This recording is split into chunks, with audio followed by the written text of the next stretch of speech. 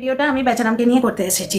প্রথমেই একটা ডিসক্লেমার দিই যে এন্টারটেনমেন্ট পারপাসে একটা মজা করে ভিডিও করছি, এখানে কিন্তু কোনো রকম স্টেটমেন্ট আমি দিচ্ছি না। আর বেচারাম নামটা নিয়ে যাদের আপত্তি আছে তাদের বলে দিই, গামলা, তারপরে অমাবস্যা, সরু চাকলি, এই ধরনের কোনো বডি শামিংওয়ালা নাম কিন্তু ইউজ করছি না। কিছু না কিছু তো ইউজ করতে হবে। এবার কোটিপতি কথাটাতে আমার নিজেরই আপত্তি হচ্ছে। কেমন কোটিপতি? যে নিজের ছেলেকে একটা ওইরকম স্কুলে পড়ায় সে কোটিপতি হয়? দ্বিতীয় কথা, দর্শকদের আশায় সে এখনো বসে আছে বলে আমার মনে হয় যে ছেলেকে আবার প্রজেক্ট করতে শুরু করেছে। প্রতি কথায় যা করছি ছেলের জন্য, যা করব ছেলের জন্য, ছেলের জন্যই বেঁচে আছি, এইরকম একটা প্রজেকশন আবার শুরু হয়ে গেছে। তো যে ছেলের জন্যই বেঁচে আছে তার লাইফটা হেল কি করে হয়? তো ডিয়ার ফ্রেন্ডস, আজকে যে ভিডিওটা শুরু হলো, প্রথমে শুরু হলো কি যেন বলে, শিব পুজো না কি যেন বলে, শিবরাত্রি পুজোর ঠেলা। শিব পুজোকে শিবরাত্রি বলে সেটা সে জানে না। শিবরাত্রি ছিল কালকে। তো যাই হোক, শুরু হলো আগের দিন ওরা যেহেতু নিরামিষ খেয়েছে, কারণ বুধবারের ব্লগ তো, মঙ্গলবারে ওরা নিরামিষ খায়, তাহলে বার হয়ে গেছে। বার কথাটা নিশ্চয়ই তোমরা অনেকেই ইউজ করো। আমাদের ছোটবেলায় অনেকের কাছে শুনেছি আমাদের পরিবারে এই সমস্ত প্রথা ছিল না। কোনো রকম এক্সট্রা ভেগেঞ্জা বা কুসংস্কারের কান ঘেঁষে বেরিয়ে যায়, অতিরিক্তভাবে মানুষকে বাধা বিধি নিষেধের নিয়ম শৃঙ্খলে বেঁধে দেয়, এমন কোনো প্রথার মধ্যে দিয়ে না আমি বড় হয়েছি না বর্তমানে আছি, ঠিক আছে? তো কিন্তু অনেকের মুখে শুনেছি যে বার বলে একটা ব্যাপার হয়, মানে যেদিন উৎসব, যেদিন নিয়ম পালবে, যেদিন উপোস করবে তার আগের দিনটাও নিরামিষ খায়। তো ওদের বার হয়ে গেল, আগের দিন নিরামিষ খেয়েছে, মঙ্গলবার ছিল, যার জন্য পরের দিন ওরা শিব পুজো করবে, মানে শিবরাত্রি, যেটা ভুলে গেছে। গ্রামের ছেলে ধুতর ফুল ভুলে গেছে, কি যেন বলে এটাকে। ওই পরিবারে ঠাকুর দেবতার প্রতি কত ভক্তি না, যে পরিবারে আর্নিং মেম্বার, যে পয়সা কামাচ্ছে, তার কথা ছাড়া পাতা নড়ে না, সে তো বুঝতেই পারছো, ঠিক আছে? ধুতরা ফুলটা মনে নেই, ওর নিজেরও মনে নেই, ওর মায়েরও মনে নেই। আমার ব্লগ দেখতে দেখতে মনে হচ্ছিল গিয়ে বলে আসি। তো যাই হোক, আলটিমেটলি ধুতরা ফুলটা মনে পড়ে গেছে। তো এইখানে একটা জিনিস লক্ষ্য করলে, কোটিপতি বলছে এখানে কিন্তু নিজের মতো করেই বলছে যে এমনি ক্যাজুয়াল বলেছে, কিন্তু 24 ঘন্টা যার হুল ফোটানো, মানে কথায় প্রচন্ড বিষ এই লোকটার। ওই যে এর ওই আন্দাজি দিদি বলেছিল না, এর সঙ্গে ওই মেয়েটাকেই মানাবে, কোনো একটা মেয়েকেও প্রজেক্ট করেছে এর ভবিষ্যৎ দুলহান হিসেবে, কোনো একজনকে। কারণ এও হচ্ছে হুল ফোটানো মালিক আর সেও খ্যাটখ্যাটে মালিক। তাকে দেখেই ও বুঝতে পেরেছে যে খ্যাটখ্যাটে মালিক টিনার মতো নরম সরম নয়। তো দুজনে মিলে যাবে বেশ ভালো। তো এই কথাটাই বলেছিল মানে ওই আন্দাজি দিদি। তো এখানে কি দেখছি, কোটিপতি যে 24 ঘন্টা হিন্ট করে করে, টন্ট করে করে, খোঁচা দিয়ে দিয়ে কথা বলে, যার জন্য নর্মাল কথাগুলোকে গায়ে ফোটে। প্রথমেই এক জায়গায় বলছে সকাল থেকে এইসব ফুলপাকুড়ি গোছাচ্ছে আজকে, নর্মালি কিন্তু এখানে বলেছে যে মা সকাল থেকে শিব পুজোর আয়োজন করছে। এইটা ওর নিজের ভাষায় বলতে গিয়ে বলছে যে সকাল থেকে এইসবই গোছাচ্ছে। ওর মা সঙ্গে সঙ্গে বললো না, শুধু এগুলো গোছায়নি, রান্নাও হয়ে গেছে। মানে কাজ করো খাও, বাচ্চাটা বলেছিল না, কাজ করো না হলে খেতে পাবে না। বাচ্চাটাকে যখন পড়াচ্ছে সমস্ত কিছু ক্যামেরার সামনে, ক্যামেরা কনসাসনেস বাচ্চাটার মধ্যে রন্ধ্রে রন্ধ্রে ঢুকে গেছে। ওর প্রতিটি হাবভাব ও ক্যামেরার সামনে অন্যভাবে করতে হয় সেটা বুঝে গেছে। তো বাচ্চাটাকে যেখানে পড়াচ্ছে, বাচ্চাটা সেখানে বলছে দুধ না কিসের একটা কথা বললো, আমি ঠিক মানে মনে নেই এখন। বলছে ঠাম্মিকে দেবো না, তুমি আনলে তাই দিলাম, না হলে দিতাম না। এই কথাগুলো তোমাদের চেনা চেনা লাগে না? ঠিক এই ধরনের কথা ওই লোকটা প্রতি মুহূর্তে বলে, নিজের মার সঙ্গে মিলিয়ে একটুখানি কমিক সুর দিতে গিয়ে, ঠাট্টা তামাশার সুর দিতে গিয়ে, সুর আনতে গিয়ে ব্লগিংয়ে, আমরা বাচ্চাটাকে দেবো না, হ্যাঁ মা আমরা বাচ্চাটাকে দেবো না, না তুমি এই করেছো তাই তোমাকে দেবো না, এই ধরনের কথাবার্তা বলে। আজকে দেখো বাচ্চাটা পুরো কপি করছে, পুরো। মানে এদের বাড়িতে এই কালচার আছে যে বাড়িতে কিছু এলে একজনকে দেয়া হয়, একজনকে দেয়া হয় না। পরিবারে যদি মাত্র 4টি মানুষ থাকে, তার মধ্যে ওর বাবা চিকেন খায় না, মাছ খায়, মাংস খায় না, সেটা ঠিক আছে, ওই জিনিসটা ছাড়া বাকি ভাবাই যায় কি কোনো পরিবারে একটা জিনিস এসছে, একজন পাবে একজন পাবে না। এদের পরিবারে সেই নিয়মটা আছে এবং এ সেই ইয়ার্কির ছলে হোক, যেভাবে হোক বলে বলে ওই নিয়মটা কায়েম করে দিচ্ছে। বাচ্চারা রিপিট করলো, এই বাচ্চা বড় হয়ে কিন্তু এই একজনকে দেয়া, একজনকে না দেয়া, একজনের সামনে বসে খাওয়া, তাকে না দেয়া, বা অন্য কোনো জিনিসের ক্ষেত্রে ডিসক্রিমিনেশন, যেটা ওর বাবাকে একজোড়া প্যান্ট শার্ট দিয়েছিল আর মাকে 1000 ঘন্টা শাড়ি দিয়েছিল, এগুলো এদের পরিবারের স্বাভাবিক। তাহলে বুঝতেই পারছো, গ্যাংটকে গিয়ে নিজের জন্য, নিজের ছেলের জন্য কোট কিনেছিল, টিনাকে দেয়নি। বুঝতেই পারছো জিনিসগুলো এদের কাছে স্বাভাবিক। এদের এখন মনে হচ্ছে কি করেছি, অত্যাচার কোথায়, বাপের বাড়ি যাবার সময় ব্যাগটাই তো চেক করেছি, যদি কেউ নিয়ে চলে যেত, কিছু নিয়ে চলে যেত, এইরকম তুচ্ছ তুচ্ছ ভাবে মানুষের মনে যে কতখানি সৃষ্টি হয় সে বোধই এদের নেই। যাই হোক, বাচ্চাটা এমন কথা বলে দিল, এমন কথা বলে দিল যে আগের দিনে বার করা কোটিপতি আর কোটিপতির মা, যে মা সকাল থেকে নাকি ফুলপাকুড় গোছাচ্ছে, তার গঙ্গা যাওয়া ক্যান্সেল হয়ে গেল। ও কালকে নিরামিষ খেয়েছে, একটা খুব সুন্দর সংযোগ হয়ে গেছে, কারণ আজ ভগবানের কৃপায় ওই বুধবার পড়েছে শিবরাত্রিটা, তাই আজকে যদি বৃহস্পতিবারও শিবরাত্রিটা পড়তো তাহলেও কিন্তু এদের এই কাণ্ডটা হতো না। মঙ্গলবার ওরা পালে বলেই সংযোগটা হয়ে গেছে। সেখানে ওর মা বলছে বয়স্ক মানুষ এবং ছেলের বউ তাড়িয়ে ভেবেছিল খুবই গ্যাট হয়ে বসবে, এইরকম করে সেঠানি হয়ে বসবে, সেঠানি থেকে চাকরানিতে পরিণত হয়ে গেছে। হ্যাঁ, বাড়িতে বাড়ির বউরা কাজ করবে নিজের বাড়ি ভেবে, কিন্তু তার একটা লিমিট আছে, একটা লিমিট আছে, বুঝতে পারছো?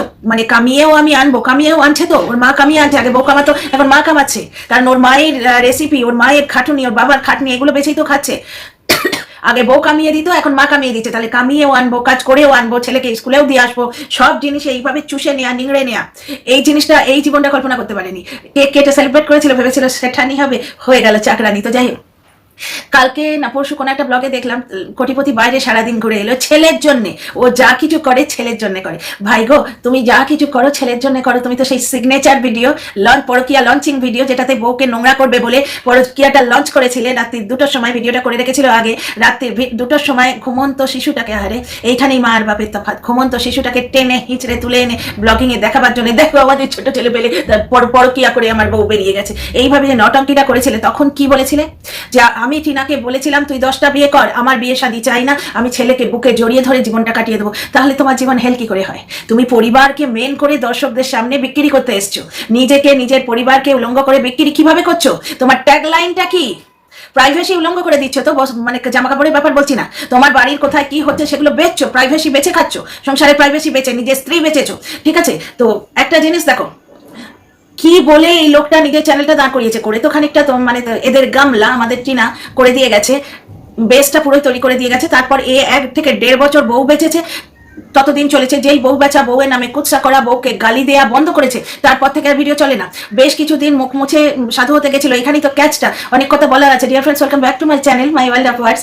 আমি সৌমি, আমি তোমাদের সবাইকে আমার চ্যানেলে ওয়েলকাম করছি। ডিয়ার ফ্রেন্ডস, একটা জিনিস দেখো, কোনো বাজে কাজ তুমি যদি শুরু করো, সেখান থেকে তুমি যে মুখ মুছে বেরিয়ে আসতে পারবে তার কিন্তু কোনো গ্যারেন্টি নেই। ছোটবেলায় আমাদের এই শিক্ষাটাই তো দেওয়া হয়েছে, এবং আমিও আমার সন্তানকে এই শিক্ষা দিই, কারণ বড্ড বেশি প্র্যাকটিক্যাল যুগ পড়েছে। এখানে যদি এথিক্স মরালিটির কথা বলতে যাও, অনেকেই বুঝবে না, কিন্তু বাস্তবভাবে বা প্র্যাকটিক্যাল ভাবে তার ক্ষতিটা যদি দেখিয়ে দাও, যে দেখো শোনা, এই লাইনে ঢোকা যায়, চক্রব্যূহের মতো, মানে সেই অভিমন্যু যে চক্রব্যূহটা রচেছিল, চক্রব্যূহের মধ্যে ঢুকেছিল, যে চক্রব্যূহটা জয়দ্রথ রচেছিল সেদিন, সেটা হচ্ছে তার মধ্যে ঢোকা যায় কিন্তু বেরোবার রাস্তাটা থাকে না। খারাপ রাস্তায় গেলে এই জিনিসটা হয়। এটাই তো আমরা ছেলেদের বোঝাই যে একবার ঢুকে পড়বি বাবা, প্রথম দিকে খুবই চকচকে লাগবে, কিন্তু তারপর যখন নোংরামোটা দেখতে পাবি, বুঝতে পারবি, ভালো ঘরের ছেলে নিতে পারবি না, তখন মনে হবে ফিরে আসি, ফেরার রাস্তাটা থাকবে না, বেরোতে তারা দেবে না। ঠিক কোটিপতি তাই হয়েছে। মুখ মুছে ও ভাবছে যে পিওর ব্লগ দেবো, কিন্তু হবে না তো। যে দোকানে বিড়ি সিগারেট বিক্রি হয়, সেখানে কেউ গ্রসারির সামান নিতে যায় না, যে মাসে 5 কিলো চিনি আর তোমার 25 কিলো চাল ওই দোকান থেকে আনতে কেউ যায় না, সেখানে ওই বিড়ি খাওয়া এবং সিগারেট খাওয়া মানুষেরাই যায়। যেটা কোটিপতির হয়েছে, ওই জন্য ওর ব্লগগুলি চললো না, কারণ কন্ট্রোভার্সি খেকো, টিনাকে গাল দেবে, এই জিনিসটা টিনাকে বেশ লিগাল জিনিস দিয়ে বেশ কষে কষে ডুমড়ে মুচড়ে মেয়েটার জীবনটাকে শেষ করে দেবে। ওই ড্রেনারি টাইপের মেন্টালিটি যারা, তারাই তো যায় ওখানে।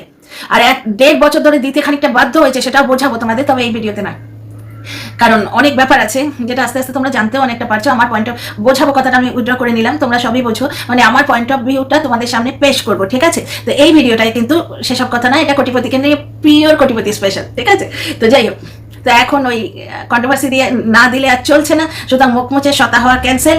আবার ওই ধারণাটা দর্শকদের মনে, কন্টেন্ট ক্রিয়েটারদের মনে ঢুকিয়ে দিচ্ছে। পুরো ব্লগটা যে করে হয়ে তোমরা একটু ঝেলে নাও, লাস্টে আমি দেবো, তোমরা কন্টেন্টও পাবে, দর্শকরা ওই রেনালি টাইপের দর্শক যারা পরের ক্ষতি দেখলে আনন্দ পায়, সেই রকম দর্শকদের খাদ্যও হবে, দেবো, আমি চারা দেবো, এই আশাটা জাগিয়ে দিল।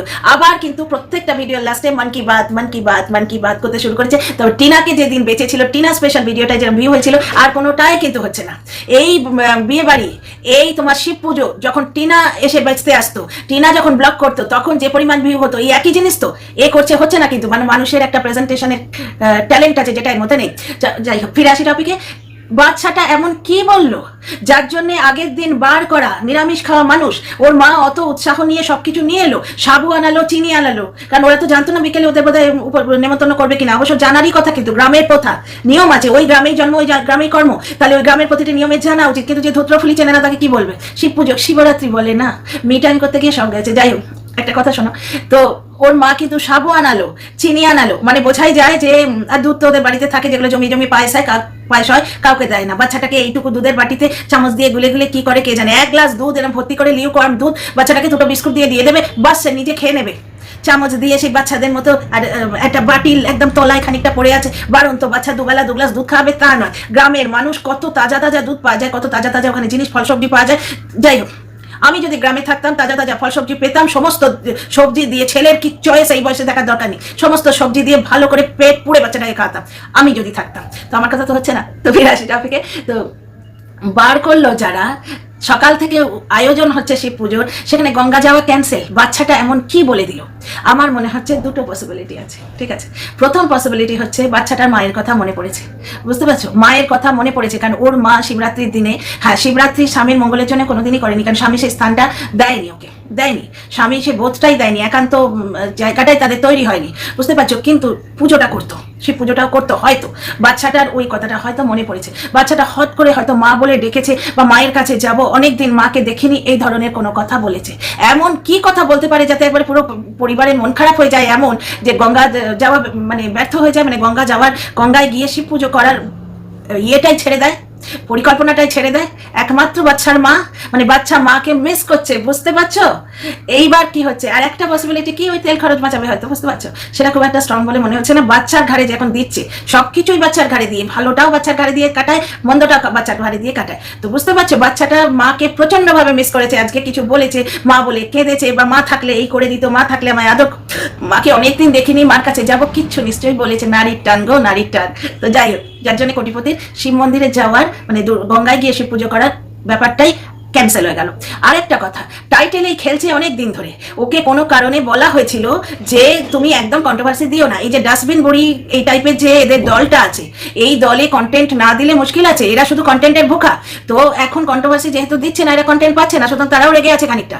তো কোনো একটা কারণ হয়েছিল যার জন্য ওকে বলা হয়েছিল যে কোনোভাবে কন্টেন্ট দেবে না, মানে কন্ট্রোভার্সি দেবে না, কিন্তু সেইভাবে ও যখন লস খাচ্ছে, বিজনেসে লস খাচ্ছে, মানে ব্লগিং এ, ওর বিজনেস মানে বাপুল ব্লগিং, ও বাসানা রোজ দেখাও, আর আবার বাচ্চাটাকে কেন প্রজেক্ট করছে বলছি, একটা ভিডিও কত বলবো, যাকে যতটুকু পারি মানে কোয়েন্সাইজ করে বলার চেষ্টা করছি, সেটা হচ্ছে যে বাচ্চাটাকে নিয়ে জীবন, বাচ্চাটাকে নিয়ে থাকবো, টিনা 10টা বিয়ে করে পালিয়ে যাবে পরপুরুষের সঙ্গে, কিন্তু আমি হচ্ছি আমার বাবা মা সন্তান নিয়ে বাঁচবো, তাহলে আমার জীবনটা হেল কি করে হয়?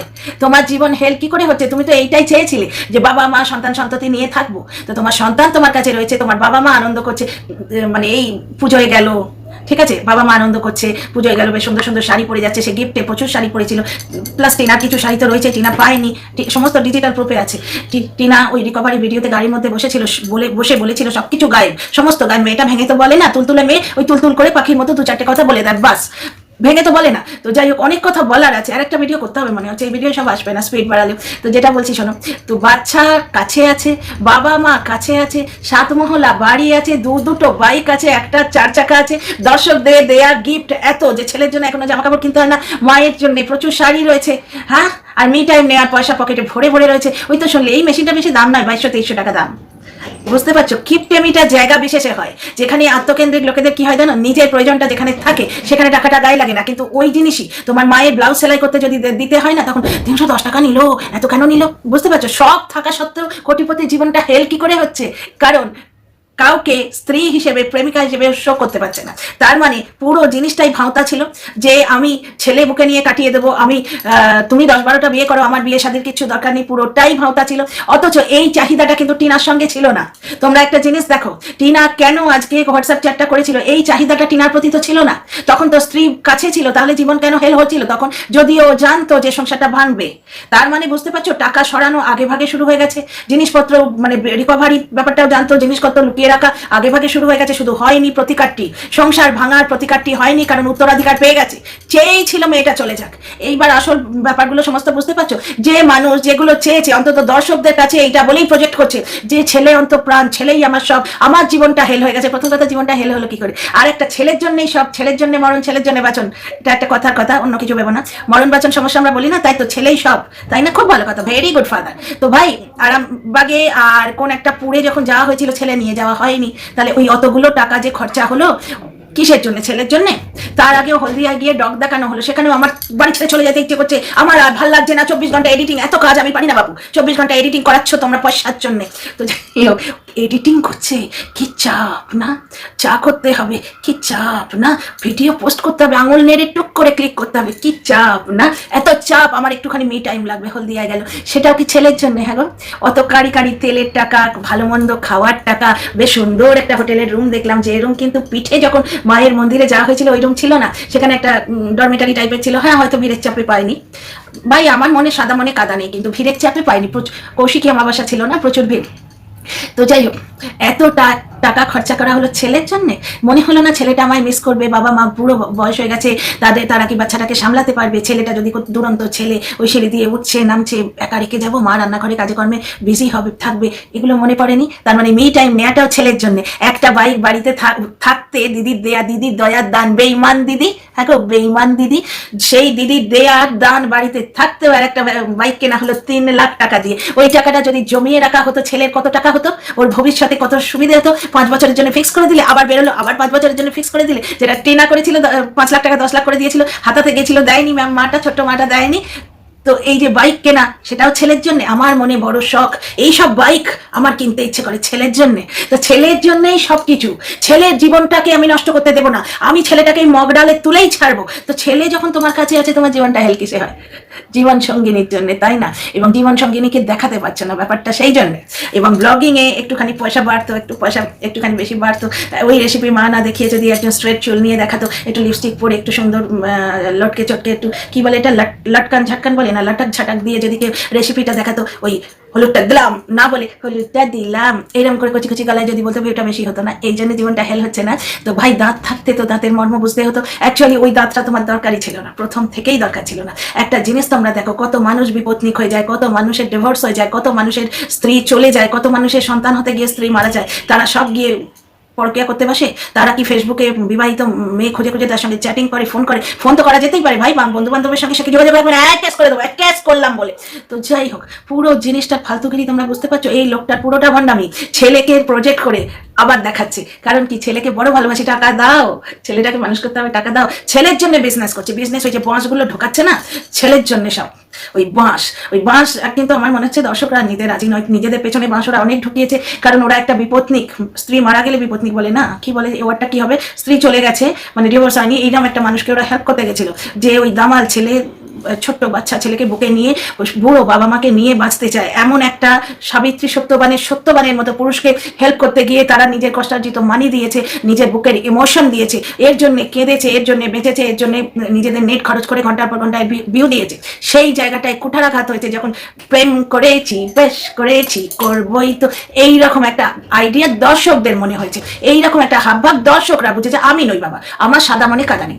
তো আমি জাস্ট এন্টারটেনমেন্ট পারপাসে এই ভিডিওটা করলাম, বুঝতে পারছো? কোনো স্টেটমেন্ট দিচ্ছি না, এটা সম্পূর্ণ অনুমান ভিত্তিক একটা ভিডিও। কেমন লাগলো বলো, অনেক কথা বলার আছে ডিয়ার ফ্রেন্ডস। নেক্সট ভিডিও আসছি, see you in the next video.